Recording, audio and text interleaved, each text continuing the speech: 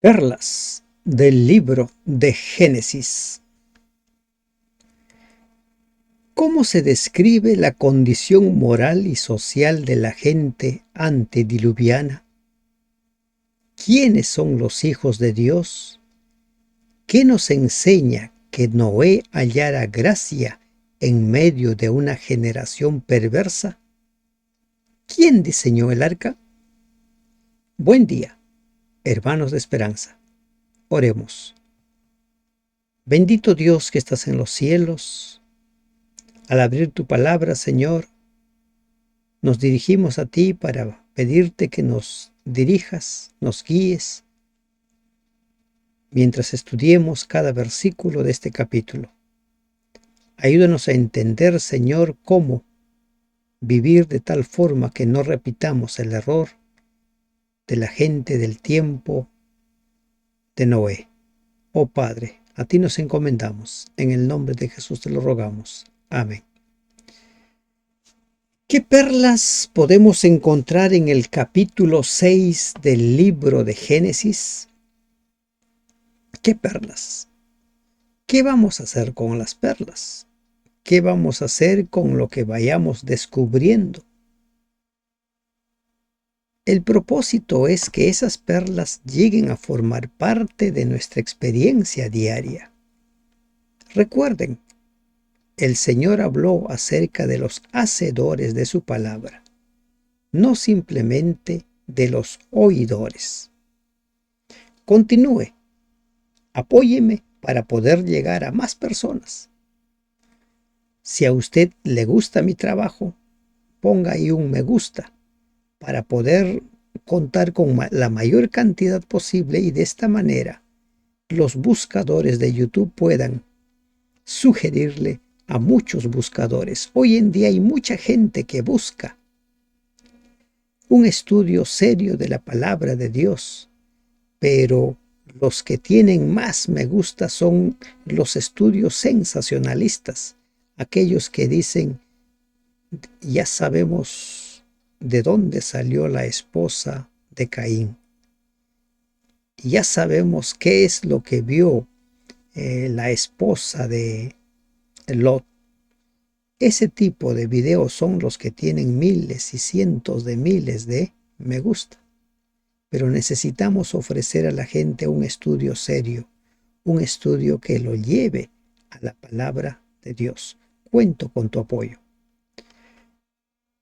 Aconteció que cuando comenzaron los hombres a multiplicarse sobre la faz de la tierra, y les nacieron hijas, la raza humana aumentó rápidamente, no solo en maldad, sino también en cantidad.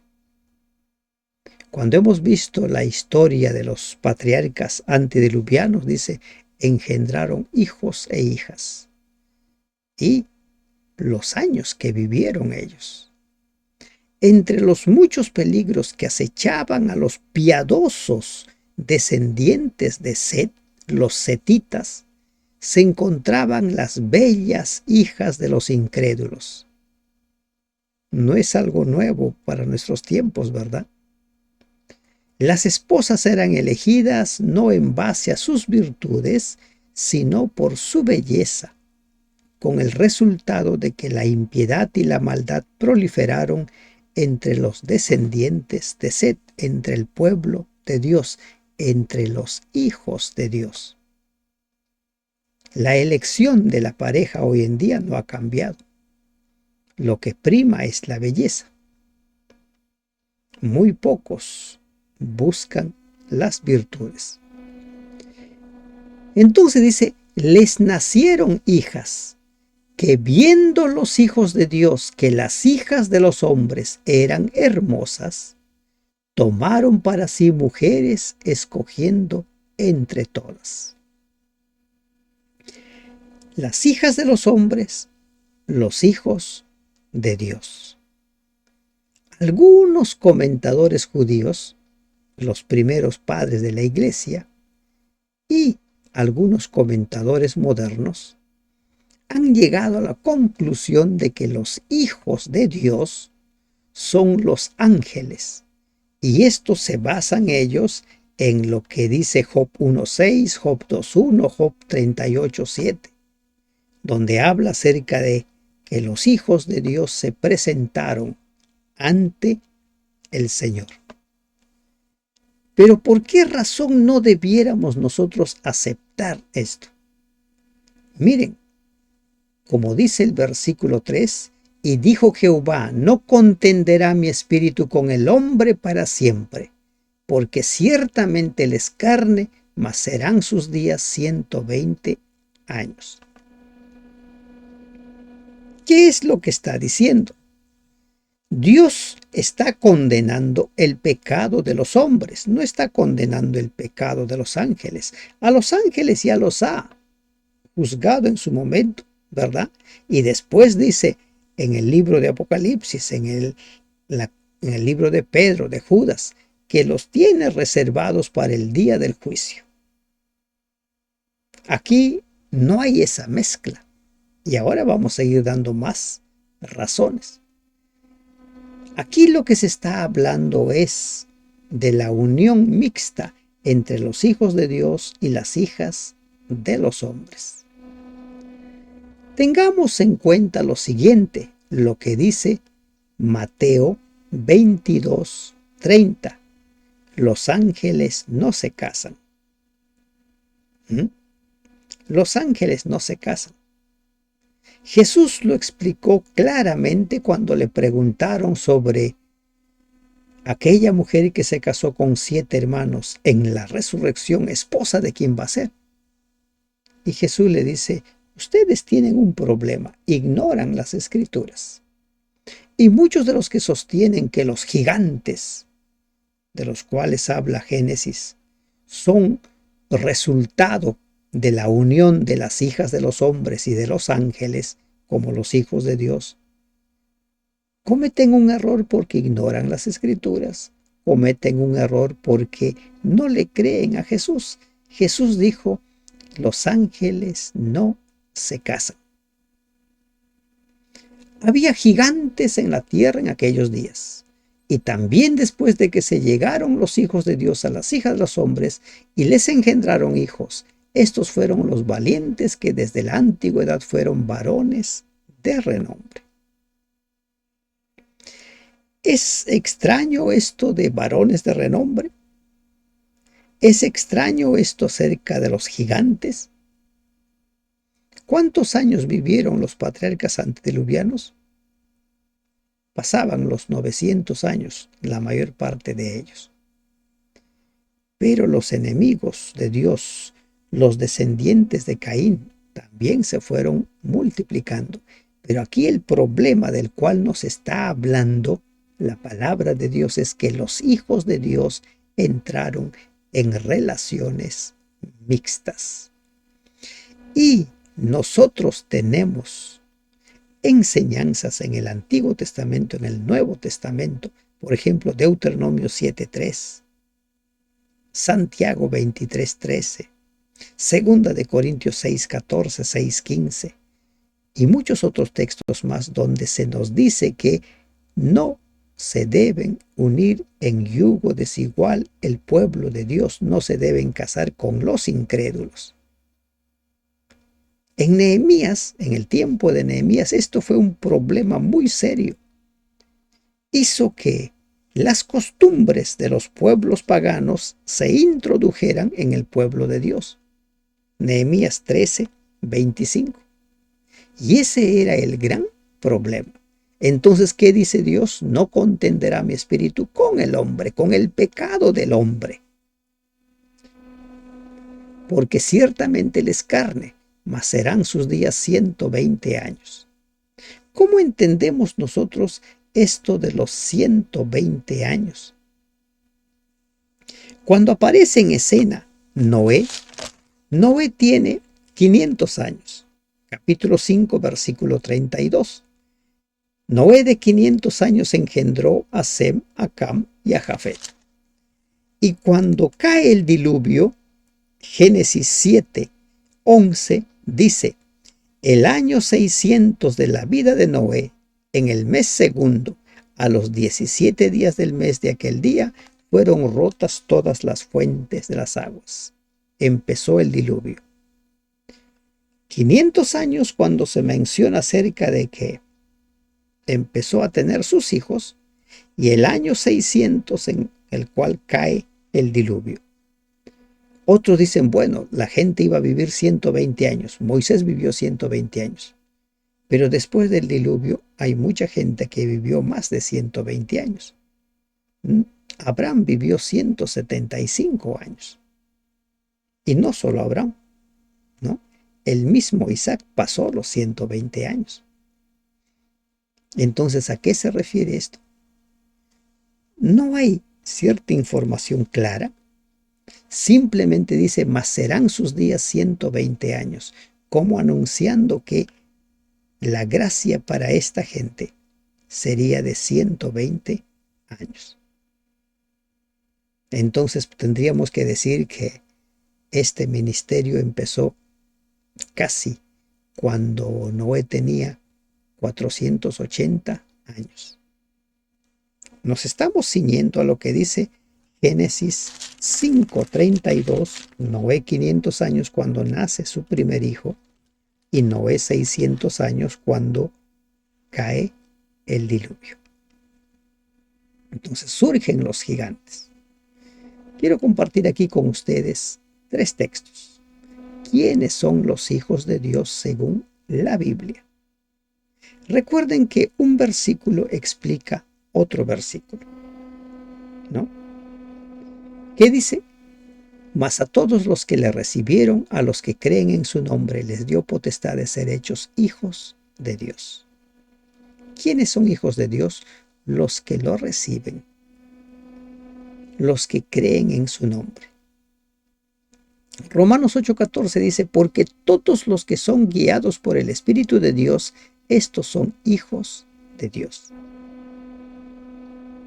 Y Juan 3:1, un versículo muy conocido. Mirad cuál amor nos ha dado el Padre para que seamos llamados hijos de Dios. ¿Quiénes son los hijos de Dios? Su pueblo. Entonces, ¿cuál fue el problema en el tiempo de Noé? En que los hijos de Dios, el pueblo de Dios, se corrompió, empezó a entrar en yugo desigual. ¿Y qué sucedió? Sucedió que al final, al arca, solo subió Noé, su esposa, sus 3 hijos y sus 3 nueras. 8 personas. ¿Se dan cuenta? El yugo desigual arrastró a los hijos de Dios al pecado. Prácticamente toda la generación se había corrompido. Prácticamente todos. Pero aquí nos está hablando de que los gigantes son producto de la relación de ángeles con las hijas de los hombres. Los ángeles no se casan. Hay que creerle a Jesús. Hay que creerle a Jesús. Jesús habló claramente. Los gigantes, también conocidos como los Nefilim, no fueron producto de uniones matrimoniales mixtas entre ángeles y seres humanos. En Números 11:33 se habla acerca de los gigantes. Los gigantes siempre han existido. Moisés hace frente a un gigante, a Og, rey de Magog, y dice el libro de Deuteronomio que la cama de este hombre era de piedra. Medía 3,50 metros. Entonces los gigantes no fueron solo del tiempo de Noé. Siempre han existido gigantes. El mismo David se enfrentó a un gigante. Y miren aquí estos textos. ¿Quiénes son los hijos de los hombres? Y donde quiera que habitan hijos de hombres, bestias del campo y aves del cielo, hablando de la visión de Nabucodonosor del árbol. En Marcos 3:28 dice, de cierto os digo que todos los pecados les serán perdonados a los hijos de los hombres. A los que están alejados de Dios, cuando se arrepienten, se le perdonan sus pecados y se convierten en hijos de Dios. Efesios 3:5, misterio que en otras generaciones no se dio a conocer a los hijos de los hombres, a los gentiles, como ahora les es revelado. Y dejaron de ser hijos de los hombres para ser los hijos de Dios. La Biblia se responde a sí misma, se explica a sí misma. Y vio Jehová que la maldad de los hombres era mucha en la tierra, y que todo designio de los pensamientos del corazón de ellos era de continuo solamente al mal. Realmente la maldad había inundado toda la sociedad. La sociedad se había entregado a todo tipo de depravación moral, excesos, violencia total. Y la condición social, la condición moral en la que vivimos, no es distinta. Hoy en día las naciones, por medio de leyes aprobadas, avalan el asesinato de los concebidos. ¿Se dan cuenta? Leyes aprobadas en congresos de diversos países. E incluso hay países donde hasta el 6º mes puede ser interrumpido un embarazo. Y ni qué decir de la violencia. Hoy en día se mata por cualquier cosa, por un celular, por 100 soles, 200 soles. Les hablo en moneda peruana. Dice, los pensamientos del corazón de ellos eran de continuo solamente al mal. Miren, tal es su pensamiento, tal es la persona, dice el libro de Proverbios. Y esto es lo que sucedió en ellos. Y se arrepintió Jehová de haber hecho hombre en la tierra y le dolió en su corazón. Muchos cuando leen esta palabra y se arrepintió, les leo en la Nueva Traducción Viviente. Entonces el Señor lamentó haber creado al ser humano y haberlo puesto sobre la tierra. Se le partió el corazón. Suena distinto, ¿verdad? Se lamentó.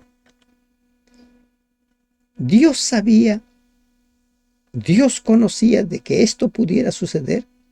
Claro que sí, por eso Dios tenía ya planificado el plan de salvación. Recuerden, el plan de salvación ya había sido establecido antes que el mundo fuese.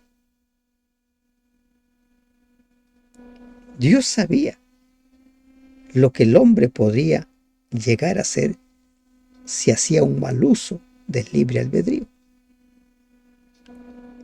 Entonces, Dios no se arrepiente, como dice 1 Samuel 15:29. Dios nunca se arrepiente de nada.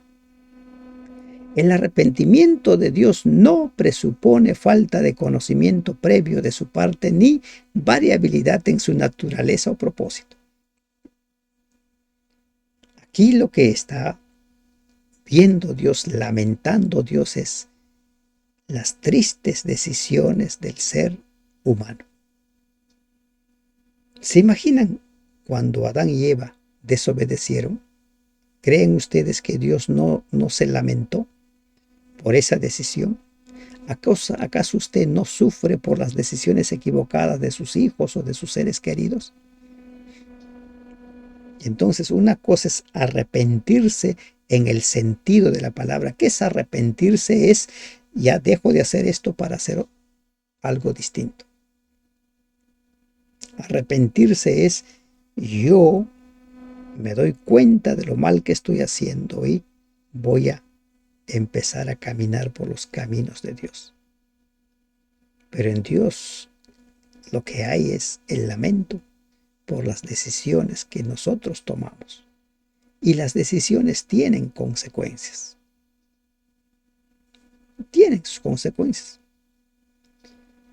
El arrepentimiento de Dios es una expresión que se refiere al dolor del amor divino ocasionado por la pecaminosidad del hombre. La mención del dolor divino ante el estado depravado del hombre es una indicación conmovedora de que Dios no odió al hombre. Miren, como dicen algunos, ¿por qué no desapareció de una vez el mal? Pudo haberlos desaparecido, pero siempre ha habido un remanente. Mientras el mundo se va corrompiendo, mientras el mundo se va estrellando consigo mismo propio como consecuencia de sus decisiones, siempre habrá un pequeño remanente. Y dijo Jehová: raeré de sobre la faz de la tierra a los hombres que he creado, desde el hombre hasta la bestia y hasta el reptil y las aves del cielo, pues me arrepiento de haberlos hecho. Borraré de la faz de la tierra a esta raza humana que he creado. Así es, y destruiré a todo ser viviente, a todos los seres humanos, a los animales grandes, a los animales pequeños que corren por el suelo y aún las aves del cielo. Lamento haberlos creado. Miren, para que llegue a esto, el tiempo de gracia de esta gente se terminó. Eso es lo que nos enseña la Biblia.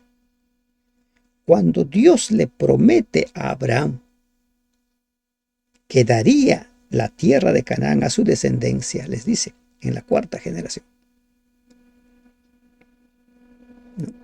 Eso es lo que le anuncia Dios a Abraham. Yo le voy a dar, y en la cuarta generación volverán acá, porque aún no ha llegado a su colmo la maldad del amorreo hasta aquí, dice Génesis capítulo 15, versículo 16. Y si Dios dio muerte a todos estos seres, es porque su tiempo de gracia se había terminado. No quiero yo la muerte del impío, dice el Señor. Y ahora algo más. Una vez más vemos que el destino de los animales está íntimamente ligado al de los seres humanos. Lo que nos suceda a nosotros le sucede a los animales.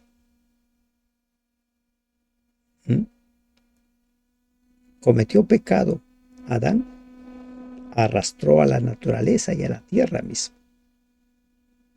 Y ahora la destrucción del ser humano traería también como consecuencia la destrucción de todo. Muchos podrían decir, pero los animales son inocentes. Y aquí hay un mensaje de que nosotros somos responsables de lo que le sucede a la creación. Nuestras decisiones. Aquellas decisiones que nosotros vamos tomando. ¿Se dan cuenta?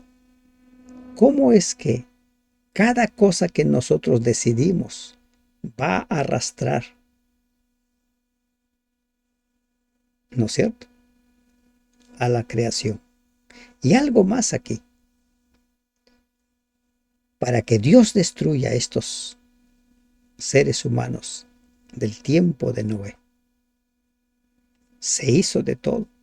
Primera de Pedro 3, 18 al 20, ese pasaje malinterpretado por los que creen en el infierno, los que creen que Jesús descendió a los infiernos cuando murió, ¿no es cierto?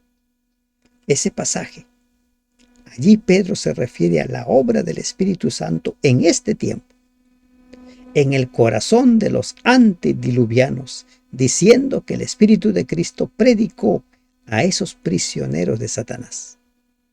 ¿Cómo estaban estos prisioneros de Satanás?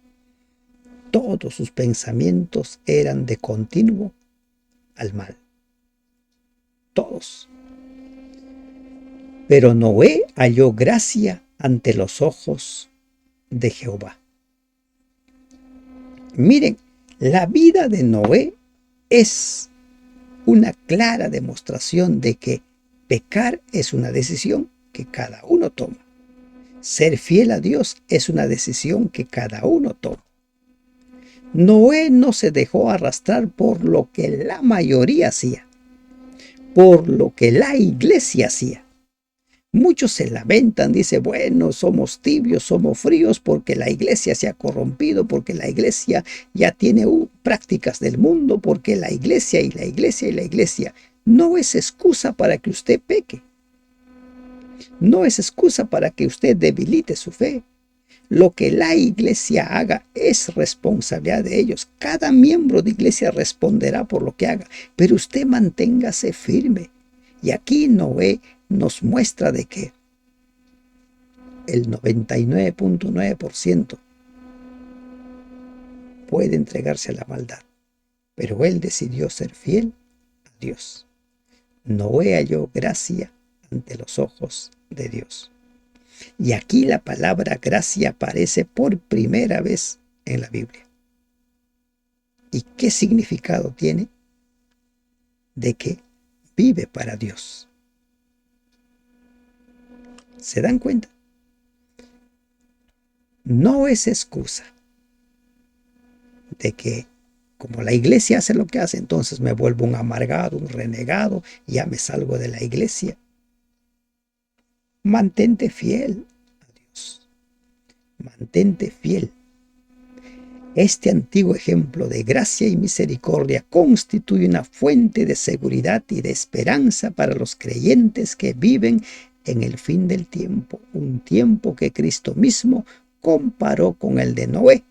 Mateo 24, 37 al 39. Como en los días de Noé. Así va a ser la condición aquí en la tierra, como en los días de Noé. Entonces, ¿qué es lo que estamos encontrando? Ser fieles a Dios es una decisión que tomamos. Pecar es una decisión que tomamos. No culpemos a nadie por nuestra tibieza, por nuestra frialdad. No, usted decide. Dios es poderoso para guardarlo sin caída. El Espíritu Santo quiere hacer maravillas en tu vida. Generalmente las personas dicen, bueno, lo que la mayoría diga. No siempre las mayorías tienen la razón. La mayoría pidió crucificar a Jesús y no es que tuviera la razón. La voz del pueblo, la voz de Dios, falso, ¿no? Porque incluso a veces en la introducción del manual dice que la voz de las mayorías es la voz de Dios. No siempre. Muchas veces las mayorías se ponen de acuerdo para ir en contra de la voluntad de Dios. Recuerden justamente la lección de hoy día que dice, los ancianos de Israel fueron donde Samuel para decirle, danos un rey, queremos ser como las demás naciones. No siempre las mayorías actúan de acuerdo a la voluntad de Dios. Aprendamos del ejemplo de Noé. Estas son las generaciones de Noé. Noé, varón justo. Varón justo. Era perfecto en sus generaciones. Con Dios caminó Noé. Se dice que la flor de loto, una flor muy hermosa, florece en medio de las aguas hediondas, pestilentes. ¿No? Miren, esto es saber diferenciarse del resto. A esto se conoce como resiliencia, la capacidad de reponernos de todo lo que nos rodea, de las influencias. Nos pueden jalar para acá, para allá. En medio de una generación perversa, varón justo, perfecto en sus generaciones, no se dejó arrastrar por nadie. Con Dios caminó Noé. ¿Recuerdan? Con Dios caminó Enoc y se lo llevó Dios. Con Dios caminó Noé y le pide que haga un arca. ¿Qué vamos a decidir nosotros para nuestra vida? Si usted ponía como excusa el vivir amargado, renegado en la iglesia por lo que hacen las mayorías. Aquí encuentra el ejemplo. Aprenda a ser feliz, a disfrutar de su relación con Dios.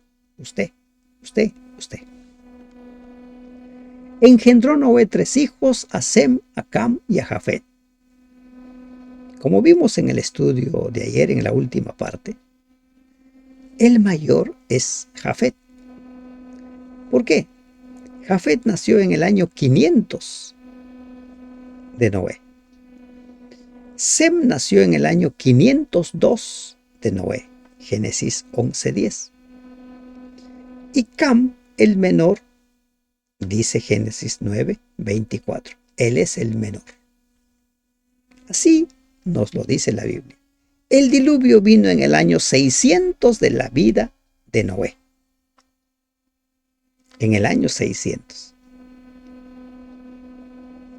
¿Se dan cuenta? Jafet, Sem y Cam. Por alguna razón que no se nos queda muy claro, se pone a Sem, a Cam y a Jafet.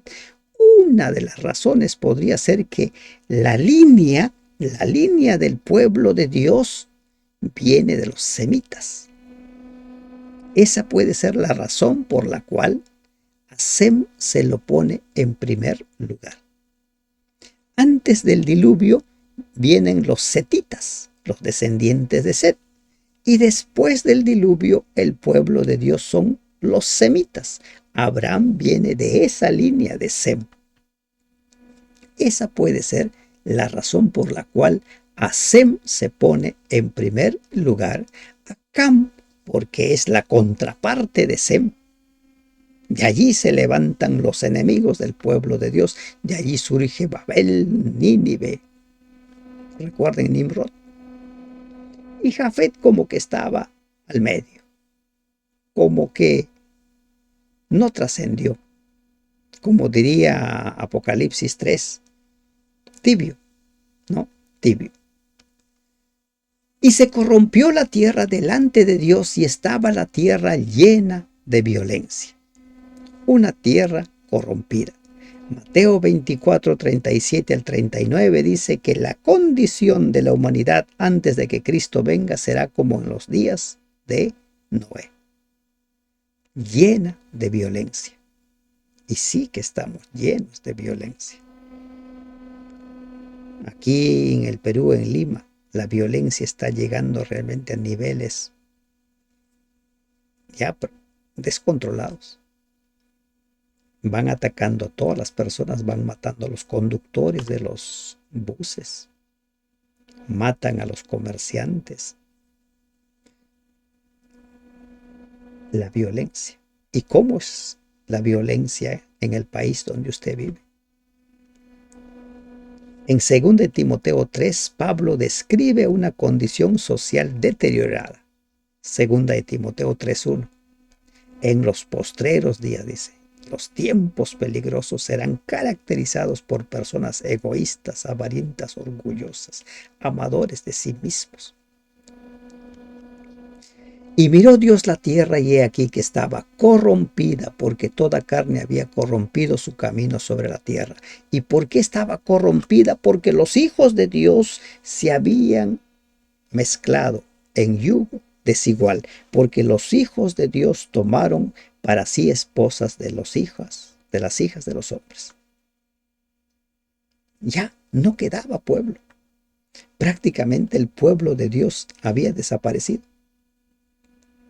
Había un pequeño grupo, Noé y su familia. Un grupo pequeñito. ¿Se dan cuenta? Que con tu grupo pequeño puedes mantenerte fiel. Hay personas que dicen, bueno, escuché hace mucho tiempo que en lugares lejanos las personas se fueron a otras denominaciones porque ya eran muy poquitos. Entonces me voy para el lado, pues no importa que sea equivocado.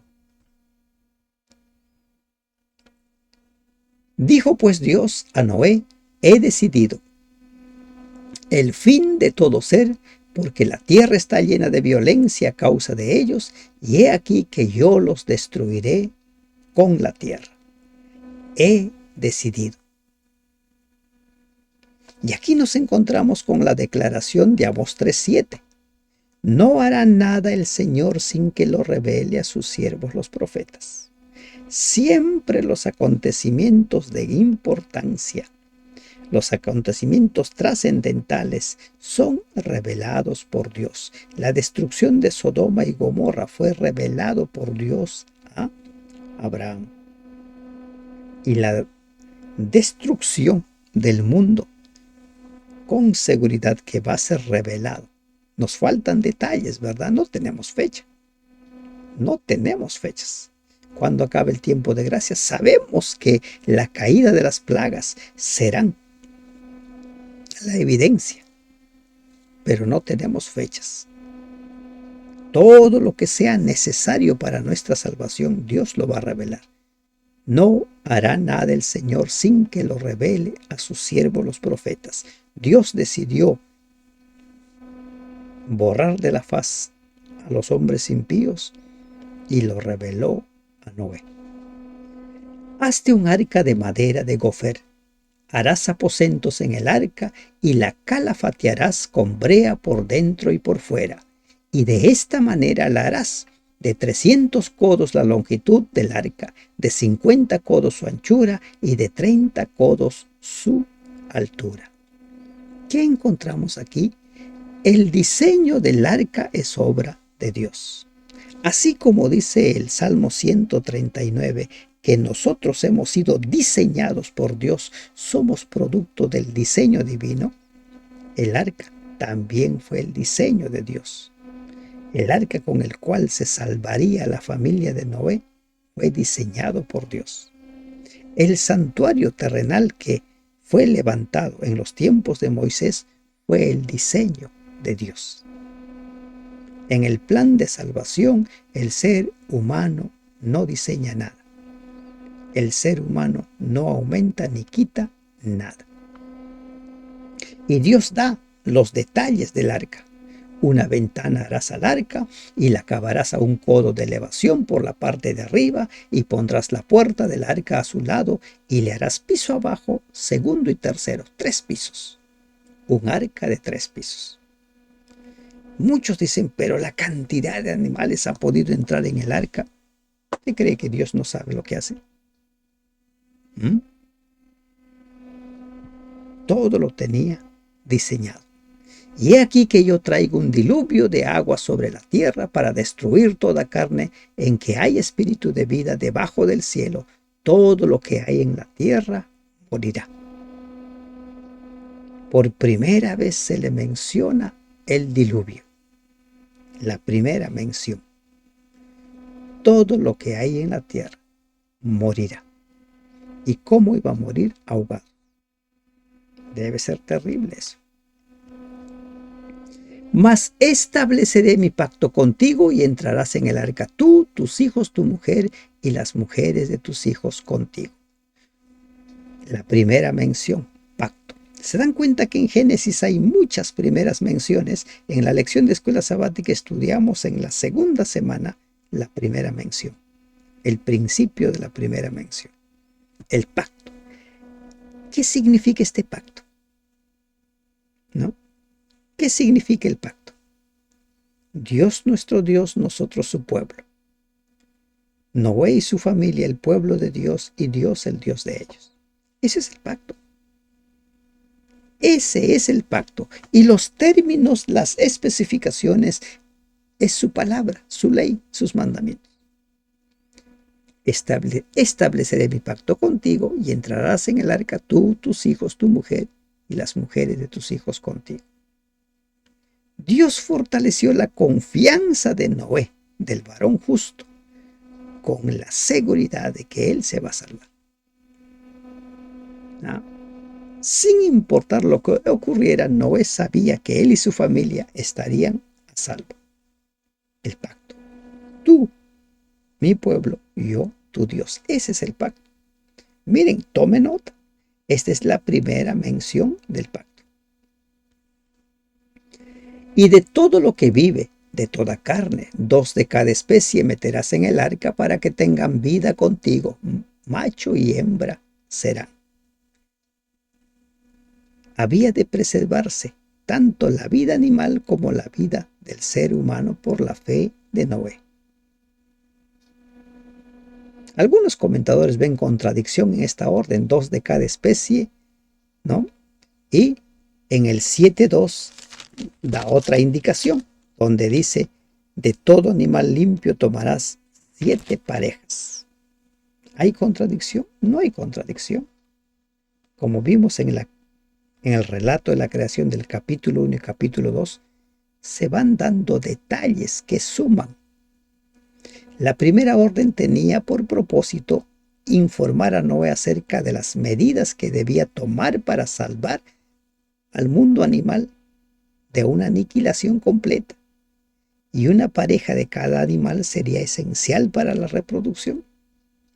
Y en la segunda se da detalles, porque de esos animales serían tomados para ser ofrecidos en sacrificio, en holocausto, y también de esos animales limpios serían tomados como alimento para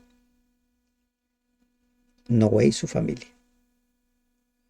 De las aves según su especie, de las bestias según su especie, de todo reptil de la tierra según su especie, de todas, 2 de cada especie entrará contigo para que tengan vida.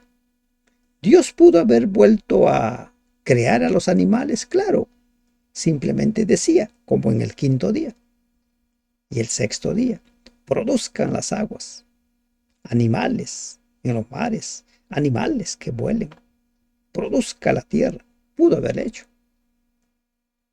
Pero Dios no es aquel que borra y lo hace. Le da continuidad a su palabra. Le va dando continuidad. Y Noé sería el medio de salvación para estos animales. Y toma contigo de todo alimento que se come y almacénalo, y servirá de sustento para ti y para ellos.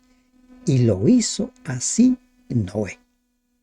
Y presten atención a esto. Lo hizo así Noé. Hizo conforme a todo lo que Dios le mandó. Y este es el secreto del éxito. Hacer las cosas como Dios nos manda, sin añadir ni quitar. ¿Vas a predicar? Predica conforme a lo que está escrito. ¿Vas a enseñar? Enseña conforme a lo que está escrito.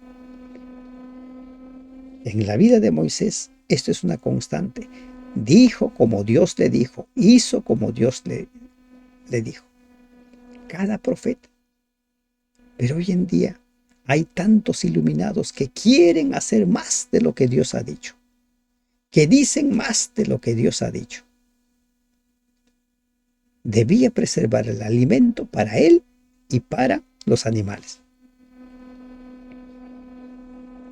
Alguien podría ocurrírsele, y Dios no podía alimentarlos a ellos. Puede, pero lo que el ser humano puede hacer, Dios no lo hace. Siempre nos da responsabilidades.